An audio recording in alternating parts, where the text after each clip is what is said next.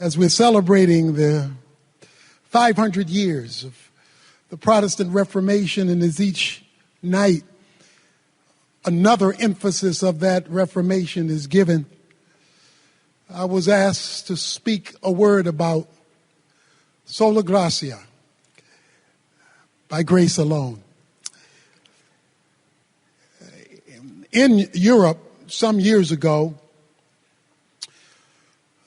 in an asylum, a sanitarium, a test was set forth to determine whether someone was sane enough to be set free from the sanitarium, whether they had gotten enough intellectual stability to be let go.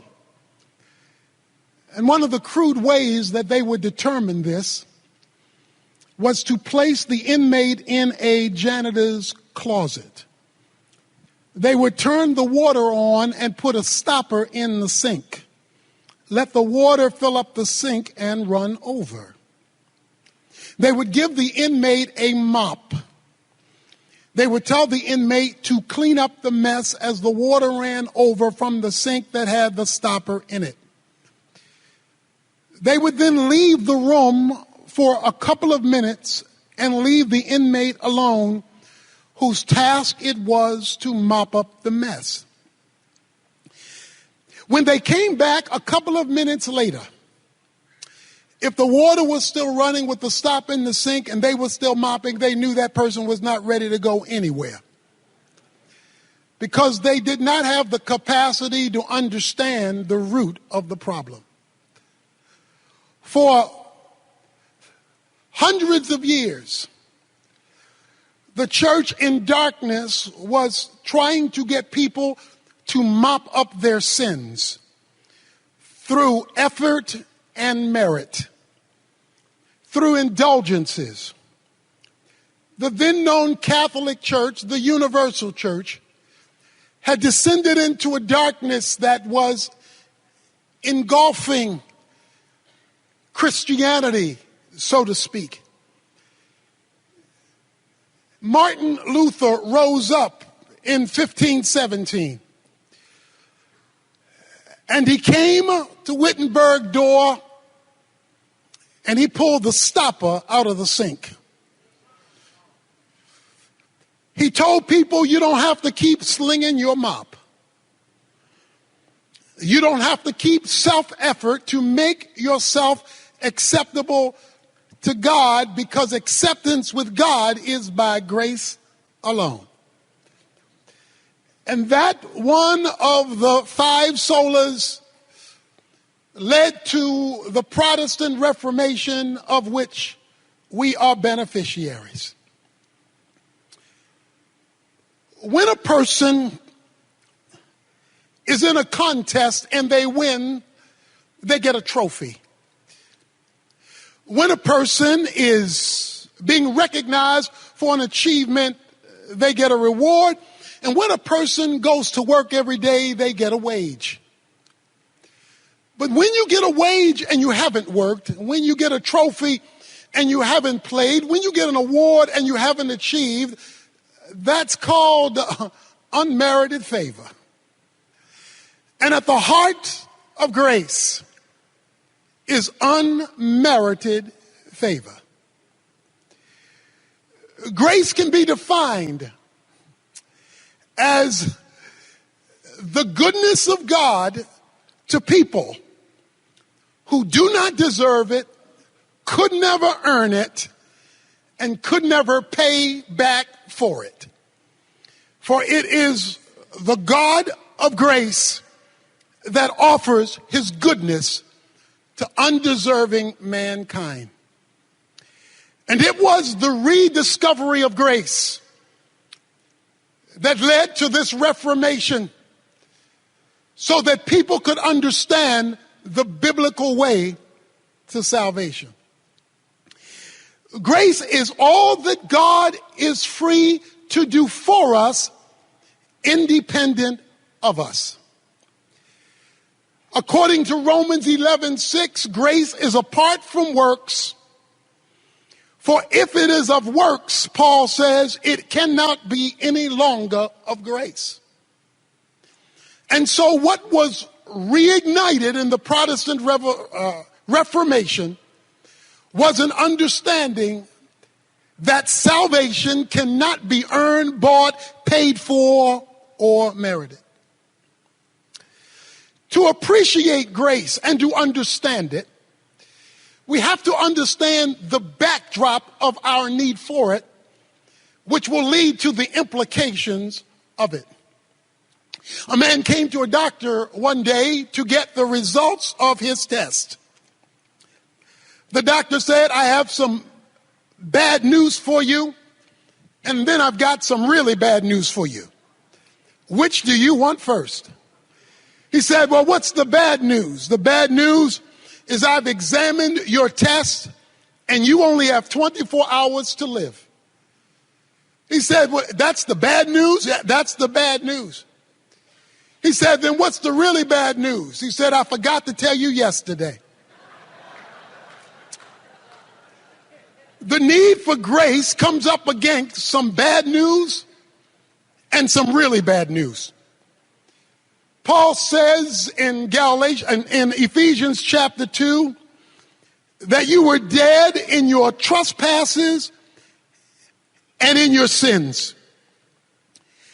That the human race was spiritually separated from God. And that was really bad news. He goes on to say in those opening verses that the world, the flesh, and the devil had teamed up to condemn the human race to a virus called sin for which it could not heal itself. That no amount of human effort, no matter how well-intentioned, could solve the problem of sin in the human race. The Bible declares that all have sinned and fallen short of the glory of God. And he calls that spiritual death. Now, granted, we do that at different levels of decomposition. In the coroner's report, some are really dead. Some are sophisticated and dead. Some are rich and dead. Some are poor and dead. Some are black and dead. Some are white and dead, but all are equally dead, separated from the life of God. You know, in days gone by, funerals were very crude.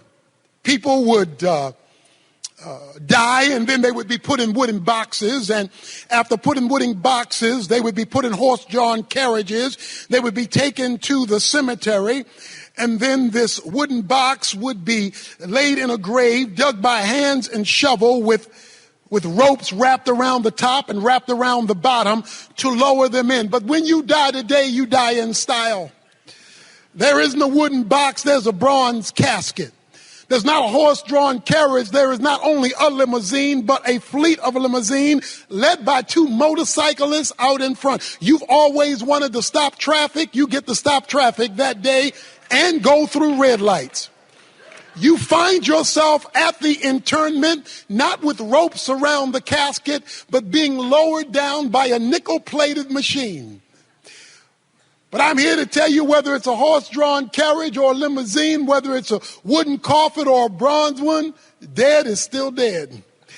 And so while people have different levels of decomposition and different atmospheres around their grave experience, the Bible has declared that all men are equally dead and separated from the life of God. But then Paul goes on in the chapter and introduces two words that can change any situation. But God. He introduces two words that can reverse any scenario. But God. He introduces two words that can open up graves and unhook caskets and dig out dirt and make dead things live again. He says, but God. And then he introduces us to how we got grace. And he throws together some theological terms that is easy to read, but equally easy to miss. Listen to what he says.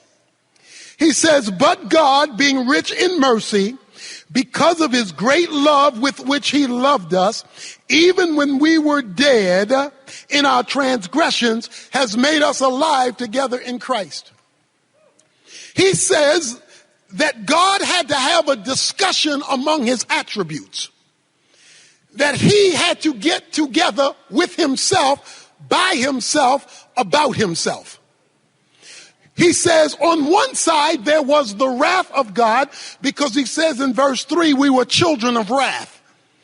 Because God's perfection and his justice demands his wrath, because he cannot negotiate with sin, skip sin, flip sin, ignore sin. He must react to sin, because that's just the way he is.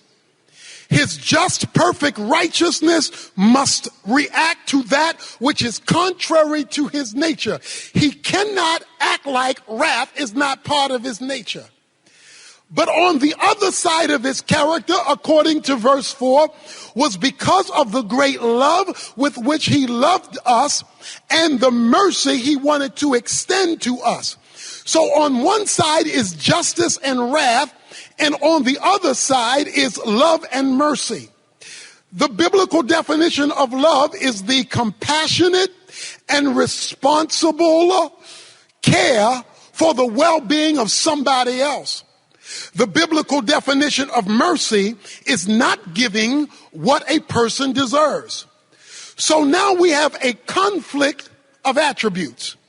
We've got wrath and justice, which must be mediated out. And we've got love and mercy, which is desired to be expressed. How can the desire to express love and mercy deal with the reality that justice and wrath must be executed?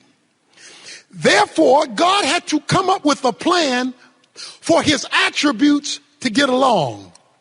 He had to come up with a plan for justice and mercy to be okay, while simultaneously it being okay for love and mercy to be expressed. Since he could not look to his creation in order to resolve the problem, because the creation was the problem, he had to come up with an answer to address the conflict within the attributes, given the sinfulness of man combined with the desire of God expressing his love.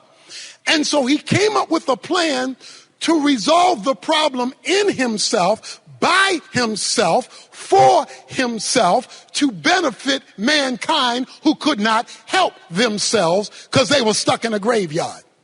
So when the four attributes got together and began to have a meeting, the God of the Bible came up with a plan, and that plan ignited another attribute called grace. When wrath and justice met love and mercy, creating a plan of redemption, expressing itself in the unmerited favor of God, God came up with a plan. That plan is no more greatly illustrated than when a young lady was driving down the highway and she was going 75 miles an hour in a 55 mile an hour speed zone. She was going 75 miles an hour many years ago in a southern town, and the policeman pulled her over.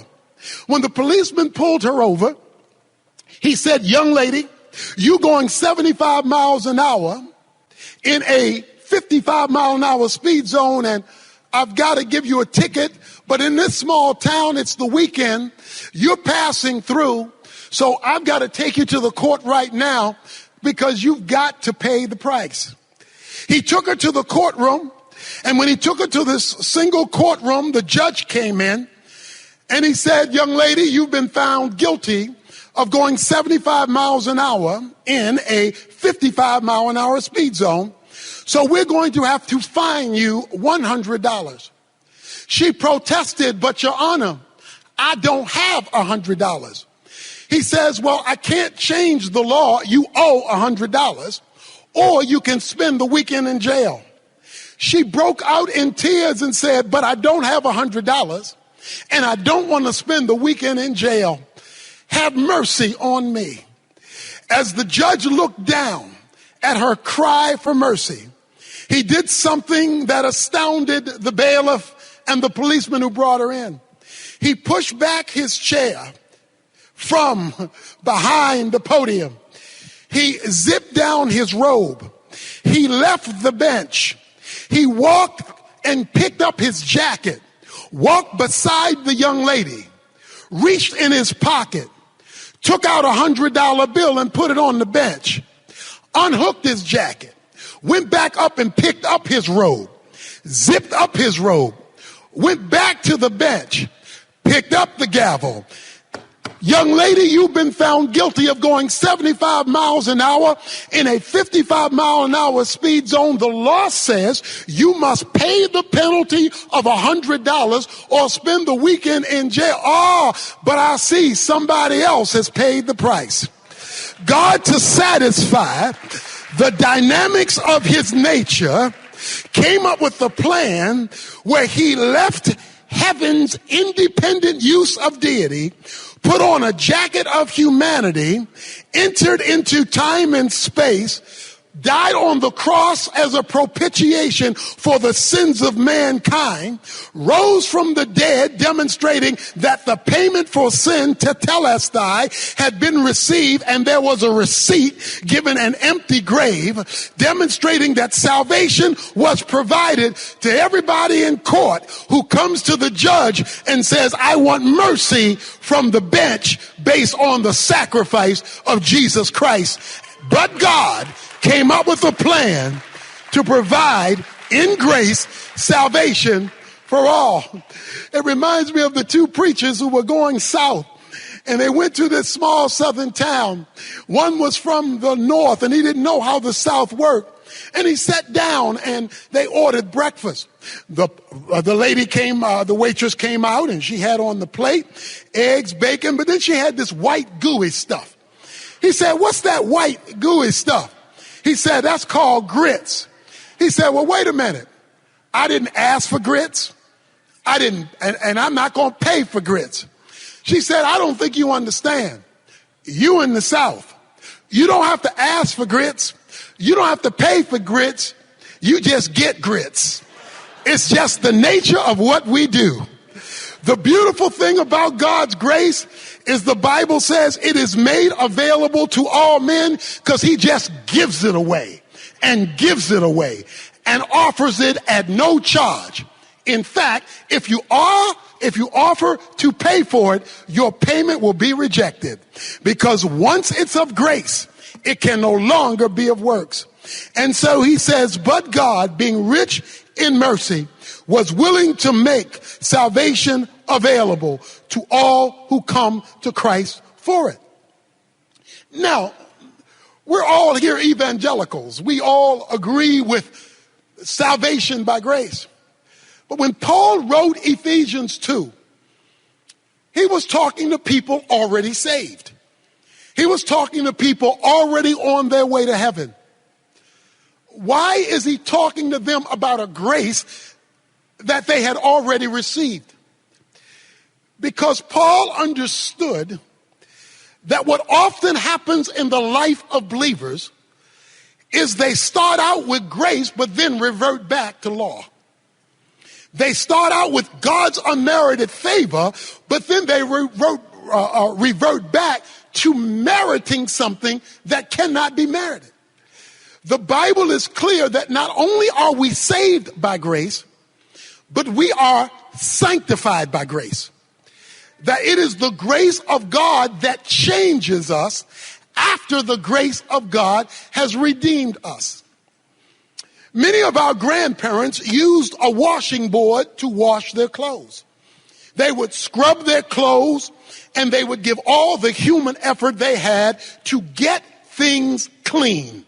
They would be tired and worn out, and the body would ache, not because they didn't want to be clean, but because there was so much work to make themselves clean, and then it could only be so clean because it was tied to their own human effort. But then through technology, there came a washing machine. And a washing machine forever changed how grandmother and her grandchildren got things clean. We no longer use a scrubbing board because we have something that has built in it a cleansing mechanism without all the human effort to make it work. What would you say to a grandmother for whom you purchased at no charge to her a washing machine who still insisted on using a scrubbing board? You would tell her she doesn't understand what she has. That what I have given you is much better than what you can pull off on your own. Often what happens in the Christian church is we tell people, let's get saved by grace, but let's get changed by law. When the Bible is clear through the Apostle Paul that once you have grace, you are no longer under law, because what law does is it tells you what's wrong, but it can't make it right. The law is like a mirror you go to in the morning to show you how jacked up you got last night. You go to the mirror and it shows you your hair's out of place, boo-boo is in your eye. You go to the mirror and it lets you know that you a hot mess. But you don't then take the mirror off the wall and wash your face with it. You don't take the mirror off the wall and comb your hair with it, because you know the mirror is only designed to reveal it. It's not designed to fix it. What God has so given us in grace, even after salvation, is a means to fix the very thing that the law condemns. But because we either do not understand grace, do not trust grace, or do not utilize grace, we do not experience the flow of grace. And Paul says in Galatians 5 verses 1 through 4, when you lose sight of what grace is, you fall from grace. And when you fall from grace, you are severed from Christ. So there are evangelical Christians who are cut off from Jesus Christ while they go to church, cut off from Jesus Christ while they have devotions, cut off from Jesus Christ while they sing praises, because they are living lives independently of a relationship with Christ by grace and not by merit. Now, when we understand this, he says in Galatians 2 that this grace that God has provided creates a relocation. Listen to what he says. Paul says, he says that when we were dead, he made us alive together with Christ. He raised us up together with Christ. He seated us together with him in a whole nother location called heavenly places. Now that's a favorite Pauline theological term, heavenly places. Heavenly places is a euphemism for the spiritual realm. In chapter 1 verse 3, he says your blessings are in heavenly places. In chapter 1 verse 20, he says Jesus is seated in heavenly places. In chapter 2 verse 6, he says we are seated with him in heavenly places. In chapter 3 verse 10, he says the church operates with the angels in heavenly places. And in chapter 6 verse 12, he says the demons operate out of heavenly places, because heavenly places is where the action is. Let me put it another way.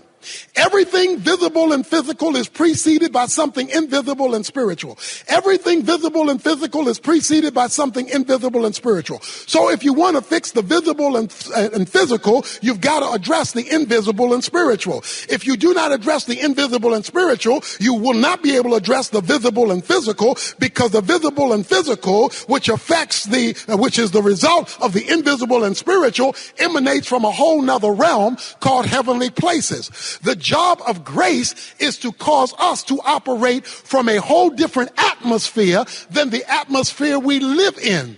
We live down here, but we're to operate from the atmosphere up there if we are to partake of the grace up there that has been disseminated for our responsibilities down here.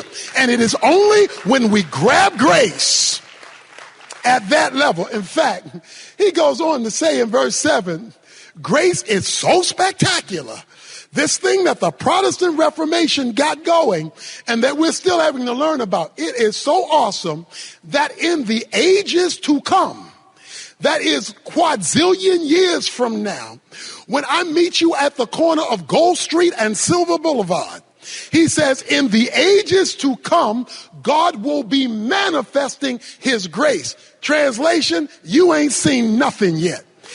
Because God is infinite, he is going to expose himself, since there will be no competing sin, so that every day, in fact, there is going to be so much grace in eternity, God is wiping out night so that you don't miss anything.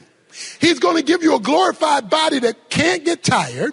He's going to keep it daylight forever, so that forever all you're going to see is God showing up, showing off. You're going to say, ooh, wow, God, ooh, did you see that? I mean, it's going to be nonstop exposure of infinitude by an infinite God in the ages to come. This is why he wants you to know, by grace, the famous verse 8 and 9, you have been saved. He says the Greek word for saved means to be delivered or rescued. He says all this is by grace. And it is by grace, and you are connected with him. You know, I've been the chaplain for the Cowboys, chaplain for the Mavericks. And when I do the Mavericks, they give me 4 tickets. They give me 4 tickets. I do the Maverick chapel. I tell some of the guys in church, I say, don't go on your own. You come with me. Because if you come with me, they charge you $15 a car to park. You don't have to pay to park because you're with me and I get a free parking pass. So you come with me. That saves each one of you $15 from parking. When you come with me, we're not going through the general public entrance. We have a private entrance. And we have a private entrance because I can go through that entrance. But if you're with me, you go through that entrance too. Not because of who you are, but because of who I am. When we go downstairs, there's a 4-course meal. You don't have to go buy food like everybody else because I eat for free, but you're with me. And since you're with me, you eat what I eat at no cost to you because you are with me. We then go in and we watch the game. When the game is over and everybody else is in a hurry to leave, we're not rushing because we're not going the same way they're going. We're going up a private ramp, to a private elevator, out a private door, to a private parking lot, and we will be halfway home before most people have gotten to their cars, and that whole evening will occur because you're with me. So if you just hang with me, the rights and privileges of benefits that accrue to me, I can share with you, not because of who you are, but because of who I am. Jesus says, by grace, you're with me. And the rights and privileges of grace gets transferred to you, not because of who you are, but because of who I am. And if we would ever learn this thing of grace, that he says it is with him. So the point is, to experience more of grace, you must experience more of him. If you're in trouble with the law, you need more than a law book, you need a lawyer. If you're in trouble with a doctor, you need more. If you are unhealthy and need a doctor, you need more than a medical book, you need a doctor. If you are being attacked by criminals, you don't just need a penal code, you need a policeman. In other words, you need the visible manifestation of the book. Whatever's in that book, you need a living person to make that material in the book come alive to you.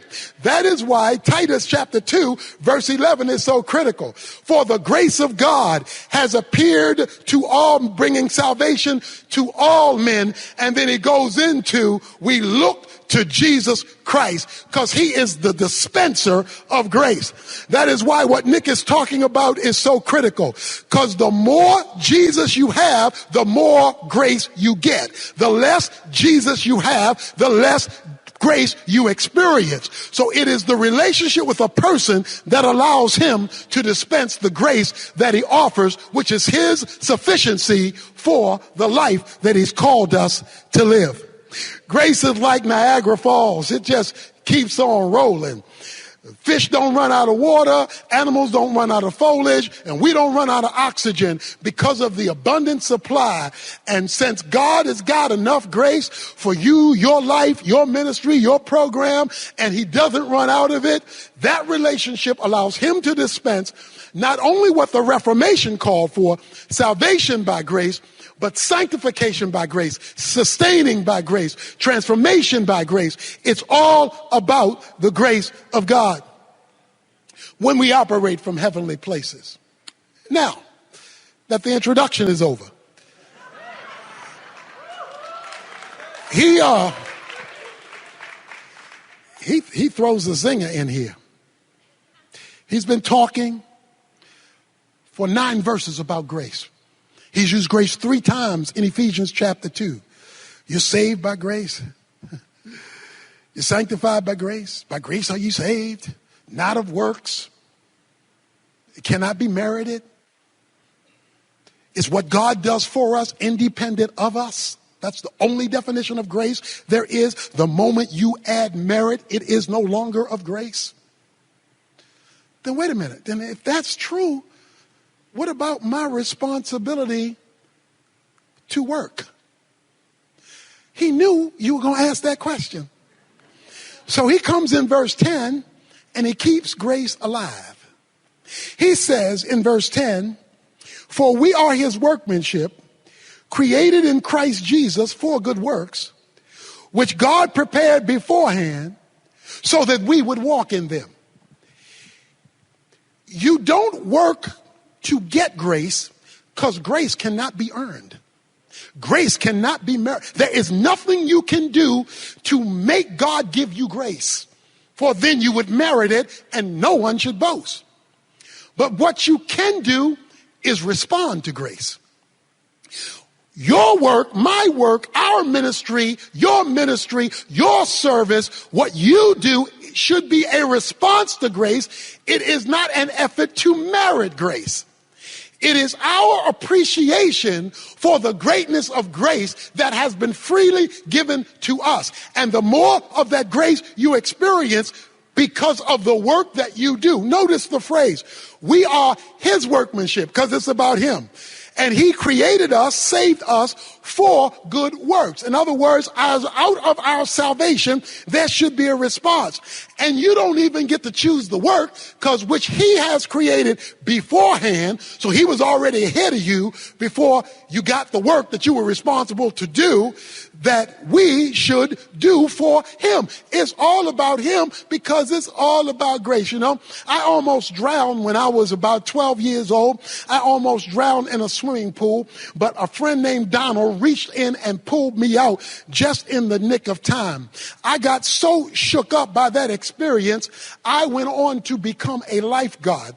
I became a good lifeguard 50 years ago and 50 pounds ago. I became an excellent lifeguard, and then I graduated to be a water safety instructor, because a water safety instructor trains lifeguards how to lifeguard. You see, when I got delivered from drowning, I developed a passion to deliver other folk from drowning. So having been delivered myself, I became a lifeguard and a water safety instructor so I could give to others the very deliverance that I had experienced myself. You see, when you never forget where God brought you from, when you never forget where you were drowning in the graveyard of sin and death, you can't help but show appreciation by becoming a spiritual lifeguard and delivering others through good works. Not to earn grace, because grace cannot be earned, but to respond to grace, because grace is great when it is given. He says that this grace is God. You know, there's a movie, The Hanging Tree. The Hanging Tree with Gary Cooper. This is an old movie. Gary Cooper is a doctor, and he's in an old western town. And this young man gets shot. And Gary Cooper goes, and Gary Cooper works with him and takes out the bullet and saves the man's life. The young man said, "Doc, you saved my life. What can I do for you?" The doctor looked at him and said, "Well, I tell you what, you can be my assistant, and you can be my assistant for the rest of your life, because that's how long you would have been dead if I hadn't saved you." When you understand that God has saved you for eternity, it's okay to give him a few years of your life in history, giving him an appreciation for the magnificent grace of God. When you understand grace and you respond to grace, as grace, you get more grace for God to do more in you, through you, for you. But when you leave grace, even when you're doing ministry, you get cut off from grace, and then you are severed from Christ. And so you do not experience the availability of the grace that God has given. While you can never earn grace, you can always access it. Romans chapter 5, verse 2, we access this grace by faith. So you access it, but you never earn it. And then in the last section of the book, I want to throw you an uncomfortable comment for some of you. Because he doesn't leave the subject of grace. He throws in an adverb. After talking about what grace is, after discussing how grace works, the union we have with Jesus Christ, and the flow. You know, when I was a boy, the way we took baths in the inner city of Baltimore was the way we went swimming in the inner city of Baltimore was the fire hydrant.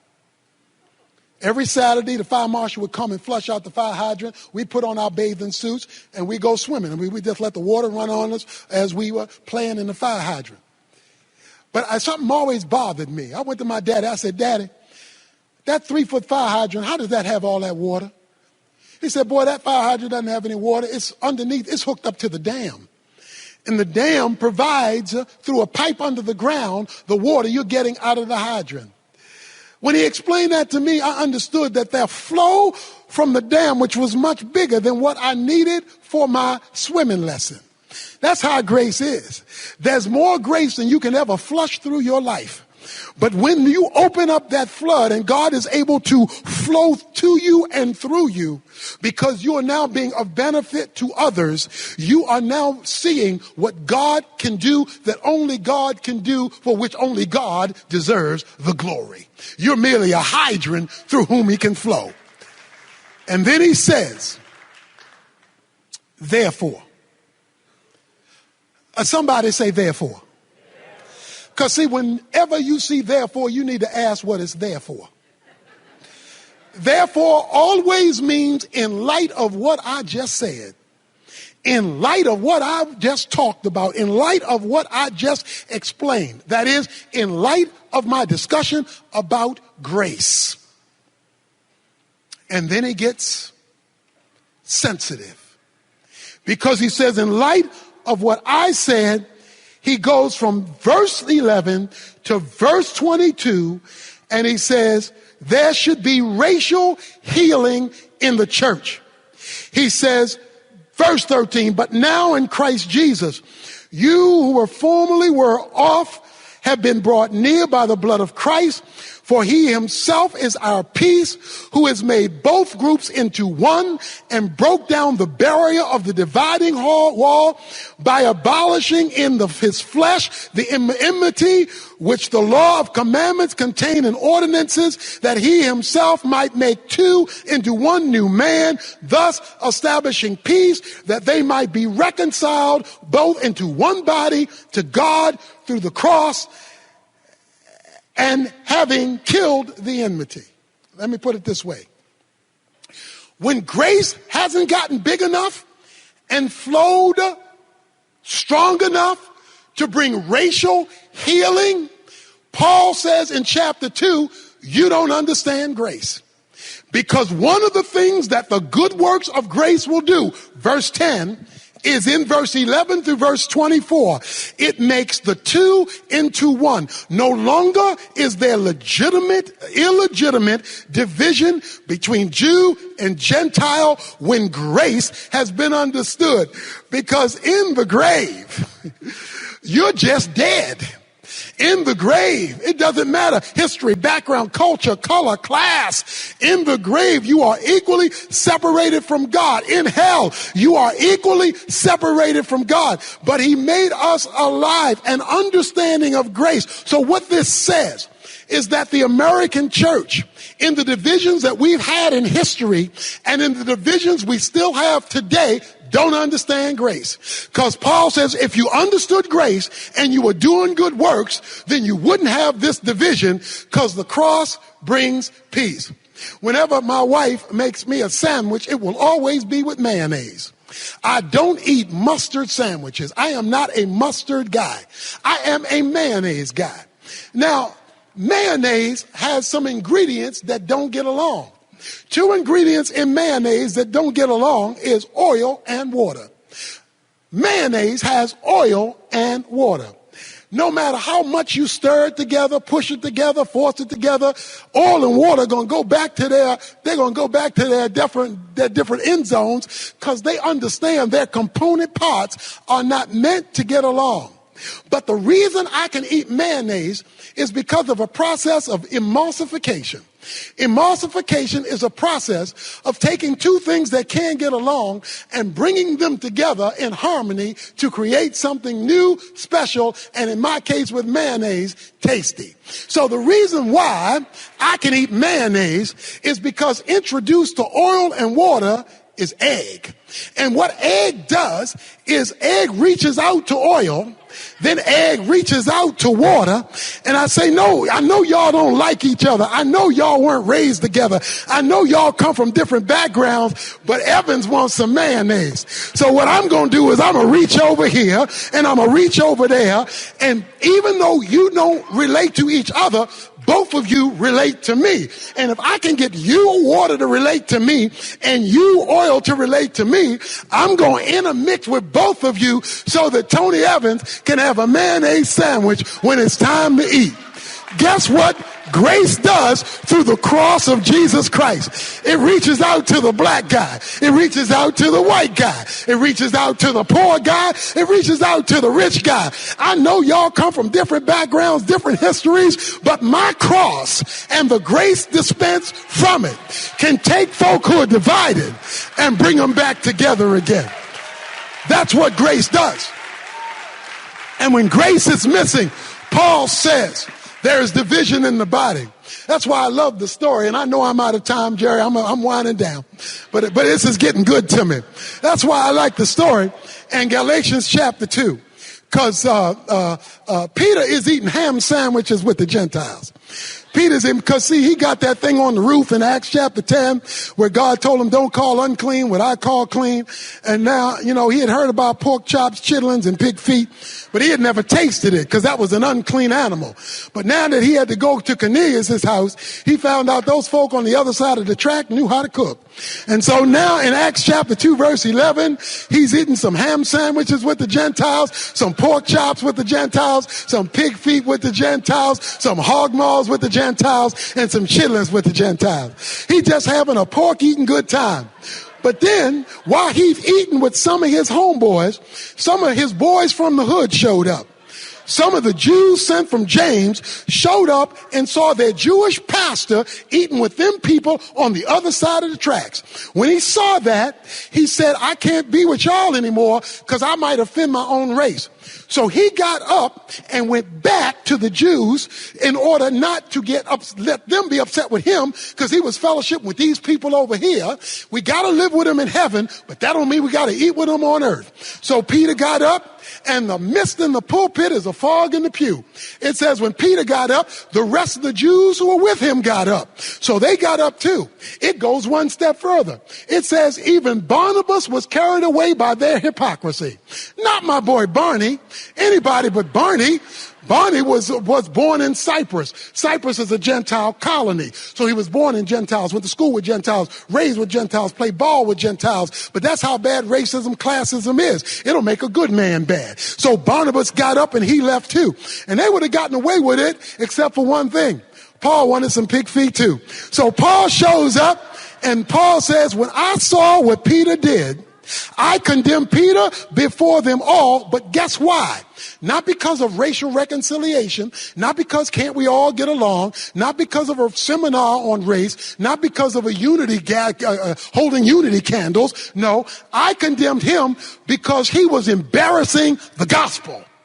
He was shaming the cross and he was abusing grace. And the greatest verse on your identity in Christ, I'm crucified with Christ, nevertheless I live, yet not I. It's Christ who lives in me. The life which I now live, I live by faith in the Son of God who loved me and gave himself for me. That famous verse comes at the end of this story. See, everybody quotes the verse, but they leave out the story that led Paul to say the verse. That verse is Paul talking to Peter and saying, you don't know who you are. You've forgotten who you are because you've missed the cross. And when you miss the cross, you've killed grace. And so when grace is at work, the unity of the church is in focus. Grace is a big deal. It's a saving deal, a justifying deal. It is a sanctifying deal. It will be a glorifying deal. It is also a unifying deal. And if we ever get grace right, and Jesus is free to flow, just free to flow. He doesn't have to hold back grace because we're going to abuse it. We're going to fall from it. We're going to be severed from him. I can't deal with that. That's why we have all these prayer meetings and these prayers aren't getting answered for unity and revival, because we're asking God to revive a divided church. He can't do that because that's against his nature.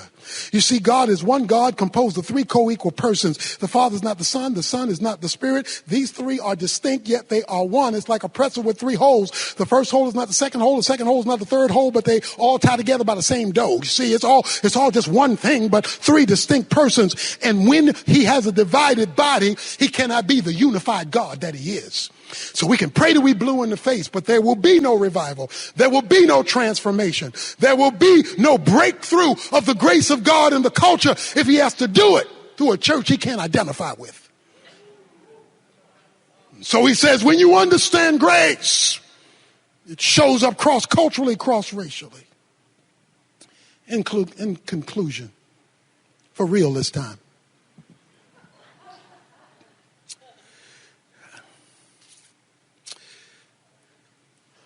a lady had a major scar on her face. Major scar. Ugly. Her daughter would never invite her to any things at her school. She wouldn't bring any friends over to the house. She wouldn't do any of that because she was ashamed of how ugly her mother looked with this horrific scar on her face. One day her mother came to her and said, darling, why won't you ever invite me to your school functions? You never bring your friends over here. When I ask to meet them, you never let me meet them. Why? The daughter said, Mama, I hate to say this, but it's your scar. It's your scar. That ugly scar. I'm so ashamed. I'm sorry I feel that way, but I can't get over the scar. She said, son, our daughter, have a seat. Sit down. Have a seat. Let me tell you about my scar. You were a baby in the crib. I was out hanging up clothes on the clothesline. I saw smoke coming up through the roof of the house. I screamed, my baby, my baby. And I rushed inside, and the smoke was engulfing my baby's crib. I picked up my baby to run out of the house. As I was getting ready to run out of the house, a beam collapsed and struck me on the side of my face as I threw you through the door. And it burned me. So you have to understand, every time you see this scar,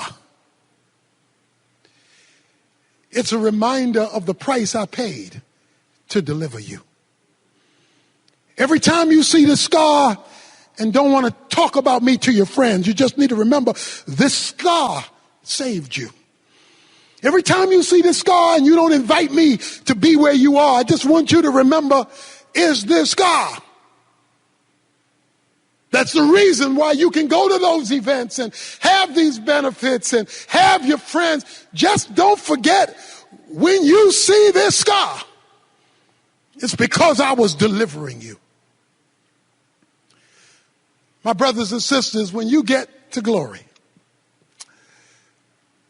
and you're walking on those streets of gold and going in and out of your mansion with your brand new glorified body, you'll all be the age approximately of Adam and Eve, which was the perfect age of adulthood when you enter into glory, and all of the flaws will be removed in the glorified body.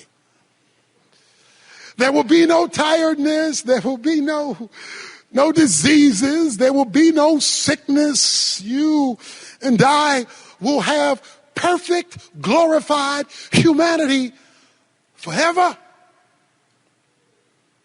But there will be one scarred person in heaven. There will be one person who forever his scars will never leave. Whenever you run into him, you will see the nail prints in his hands and the nail prints in his feet and the scar in his side, because when he rose from the dead, he told Thomas, you can touch the nail prints in my hands. You can touch the nail prints in my feet. God has kept Jesus Christ scarred so that 100 quadrillion years from now, when you run into him through the passages of glory, you will be reminded that the only reason you are here, the only reason you are enjoying what you're enjoying as he displays his grace throughout the ages, is because he got scarred on the cross for you. Praise God for the scars, because the scars are the basis of his grace. God bless you.